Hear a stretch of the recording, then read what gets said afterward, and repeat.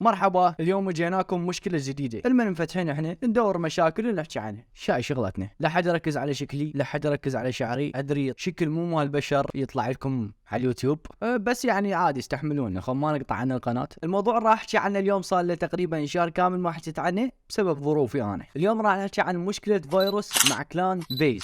عزيزي المشاهد، تعال خلنا احكي لك شوية تفصيلات معينة على مود كذا راس الخيط وتمشي وياي بالقصة. بداية انت كجيمر عزيزي المشاهد، او اذا تبدي كجيمر، واحد من طموحاتك اللي راح تخليها خلال مسيرتك كجيمر انك تدخل بواحد من اكبر الكلانات الموجودة بالساحة، وهذا طموح كل واحد جيمر اعتيادي على الأقل. فلذلك اليوم بسطنا عن كلان فيز. من هو كلان فيز؟ تعال خلنا نحكي لك شوية. كلان فيز يعتبر واحد من أكبر الكلانات المشهورة بالعالم. راح أحكي لك لدرجة هو مشهور قد إنه هو متعاقد ويا سنوب دوغ، واحد من أكبر المغنيين بأمريكا، اللي هي أغنية هودا تن تن تن. فجاي تتخيل عظمة الكلان، جاي تتخيل قوة الكلان الموجودة حول العالم. فطبيعي جدا الجيمرز يحلمون بأن يدخلون لهاي الكلان. واحد من الأشخاص اللي حلموا يدخلون بهذا الكلان واللي هو فيروس. من هو فيروس؟ خلينا نعرف فيروس. فيروس صانع محتوى سعودي محترف بلعبة كول اوف ديوتي خصيصا. من نشوفه الولد، من نشوفه تلعب كول اوف ديوتي تقول لا هذا فعل هكر، هذا يعني مهكر اللعبة، هذا كاظ اللعبة وشاق حرفيا. عنده جمهور واسع بالشرق الأوسط، جمهور يحبونه ويحبون لعبه، وكو ناس يتخذون المعلم مالتهم يعني باللعبة مال كود. فالرجال الله موفقه الحمد لله. كان واحد من طموحه انه يدخل بكلان فيز اللي هو واحد من اكبر الكلانات بالعالم، وهذا الشيء طبيعي لصانع محتوى محترف انه يدخل بواحد من اكبر الكلانات بالعالم، على مود يشوف الاجانب انه اكو ناس بالعرب صناع محتوى جيدين ورهيبين. ففيروس قدم سي في او انترفيو، الله شلون طلعت مني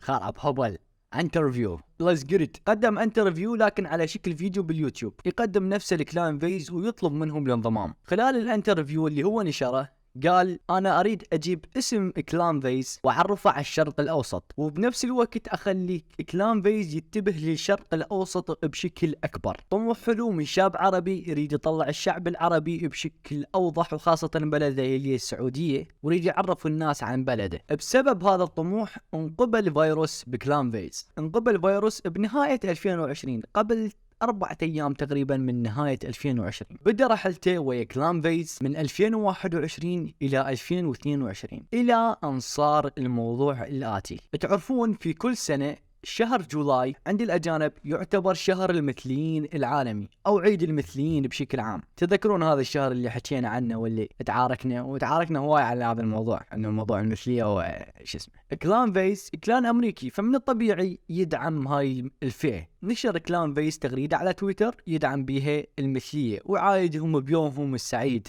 ما شاء الله هو شلون يوم كلها طالعة مفرع عام، كلها يقولك I am gay. أنا ليش جاي أحكي لكم موضوع الكاميرا ما أعرف ليش. المهم جمهور فيروس العربي هجموا على فيروس وقالوا له أنت شلون ترضى بهيك موضوع؟ شلون ترضى بهيك موضوع وعاداتك وتقاليدك ما تسمح لك ودينك ما يسمح لك أيضا، فشلون ترضى بمثل هيك موضوع؟ وإجا على فيروس ضغط جدا كبير لحد ما طلع ووضح وقال يا شباب بالحرف الواحد الإعلان اللي طلقوه كلان فيز أنا مالي دخل بي، أنا مالي علاقة بأي شيء يخص تصريح كلان فيز. تصريح جميل، تصريح لطيف، وضح بأنه هو ما يدعم هاي الفئة لأنه هو مسلم وإسلامه يحتم عليه أنه يرفض مثل هيك فئات، لأن مثل ما نعرف الله نزل بقرآن الكريم وخلقناكم من ذكر وأنثى. ذاتس إت، انخصم الموضوع. فأنت تحط شيء ثالث هذا طبعا مخالف لدينك وعاداتك وتقاليدك. من نزل توضيح فيروس عن أنه هو ما له علاقة بالتصريح كلان فيز. هل سلم فيروس؟ هل خلص من العذاب؟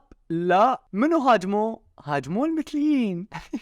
what the hell oh my god. احسهم من احسهم هاجموه باربي. ما هاجموه فد يعني فد زلم فد نساء يعني قويات، لا هاجموه بكليسة. ياي شرير يعني عنيف، انت جدا عنيف. هاجموا المثلية، والمثليين طلبوا من كلان فيز انه يطردون فيروس بالحرف الواحد. لكن بطبيعة الحال فيز ما يقدر يسوي مثل هيك موضوع، لان يعني اكو عقود واكو مواضيع ثانية تفاصيل ما نعرفها لحد الان من ناحية العقود ومن ناحية الفلوس. بس بعد هذا التصريح اللي طلق فيروس ما سلم من كلان فيز. كلان فيز قاموا يعاملونه معاملة المنبوذ بسبب انه هو ما يدعم فئة هم يدعمونها او ما اتفق ويا رأي ويا آرائهم، صار منبوذ حرفيا بالكلان، لدرجة الولد طلع بهذا المنظر اللي راح تشوفونه. ثاني شيء ابغاكم تعرفوا انه السنة اللي فاتت، السنة هذه كلها 2022 اللي مرينا فيها، ابغاكم تعرفوا انه اي شيء نزلته كان جدا سيء. اذا انت رأيك في الموضوع انه واحدة من المحتويات اني انا كنت انزلها مقطع او اي شيء ثاني كان عاجبك، انا اقول لك ترى حرفيا مو انا ولا اي شيء كان عاجبني وقتها، بس كنت احاول اسلك. من يشوفون هيك شخص طالع بهيك منظر وحرفيا بالقوة جاي يطلع الكلمة، اعرفوا ان الموضوع مو عادي. بهذا الفيديو اللي طلقه ووضح انه هو راح يخرج من كلان فيز، قال انا حسيت انه اكو شخص بالكلان يريد يطعني، يريد يقتلني حرفيا. من بعد تصريح فيروس، كلان فيز عامله معاملة الطاعن واحد بالكلان، معاملة مشينة، عنصرية، اذية اليه، غير مهتمين برأيه، ما ياخذون رأيه. وصلت بيهم المرحلة انه اكو عقود بقيمة $500,000 ريال سعودي ما انطوهن له، واكو هواي شركات متعاقدة ويا كلان فيز قاموا ما يتعاملون ويا فيروس بسبب انه هو ما دعم المثلية. جاي تتخيلون المرحلة اللي وصلنا لها؟ يتكلمون عن العنصرية وهم اكثر ناس عنصريين، يتكلمون على احترام آراء المقابل وهم اكثر ناس ما يحترمون رأي المقابل اذا ما اتفقوا وياهم، يتكلمون عن الحرية وهم اكبر ناس تقمع الحرية. نعم عزيزي المشاهد، هاي اوروبا. فقبل شهر نزل هذا الفيديو واللي هو خرج من كلان فيز رسميا. وضح بالفيديو مالته انه هو خلال سنة كاملة كان ينزل فيديوهات من ورا خشمه حرفيا، بسبب انه هو صار منبوذ من الكلان، والكلان ما صار يتعامل وياه بشكل جيد او حتى ما صار يتعامل وياه، بس لانه هو مرتبط ويا عقود وياهم فغصبا عليه راد يسوي الشيء اللي مكتوب بالعقود. بالنسبة لي هذا الشيء مو مفاجئ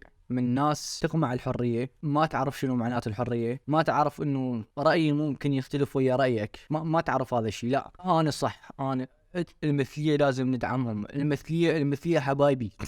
عزيزي المشاهد، اذا انت جاي تشوف هذا الفيديو وانت متابع لفيروس، الشيء الوحيد اللي تقدر تسويه حاليا هو انه تدعم فيروس بكل شيء تقدر عليه، لان الولد جاي يمر بحاله جدا مزريه، وانت مهمتك كمتابع مو بس تتابعه وتعطي لايكات وتحفزه بالتعليقات، مهمتك الاساسيه انه توقف وياه بمثل هيك مهنه، توقف وياه بمثل هيك موضوع، لانه هو هسه محتاجك مثل ما كنت انت محتاجه بيوم من الايام. انت كنت متضايق وهو كان يفرحك، اليوم هو داخل بحاله نفسيه ولازم انت توقف وياه. عزيزي المشاهد، كل الدعم لفيروس، كل الحب له، ان شاء الله يا ربي خطوه خروجك من كلان فيز هي خطوه للاحسن وليس للأسوأ. ويب هذا الموضوع بكل اختصار انا حاولت اختصره لكم واختزله باكبر قدر ممكن. تقدرون تطبون وتشوفون التفاصيل بالسوشيال ميديا، تفاصيل جدا كبيرة، عقود ولخبطة والوضع جدا مزري، وتقدرون تشوفون فيديو فارس بالكامل اذا حابين تشوفونه وتعمقون بالتفاصيل. هذا كان الموضوع اليوم. اذا عندكم مواضيع نحكي عنها بعد اكتبوا لي بالتعليقات، حسابي على الانستغرام تلقونه بالوصف، دزوا لي هناك مواضيع ممكن اتكلم عنها بالمستقبل. اشوفكم الاسبوع الجاي بفيديو جديد ان شاء الله. كان وياكم احمد البردوشي، مع السلامة.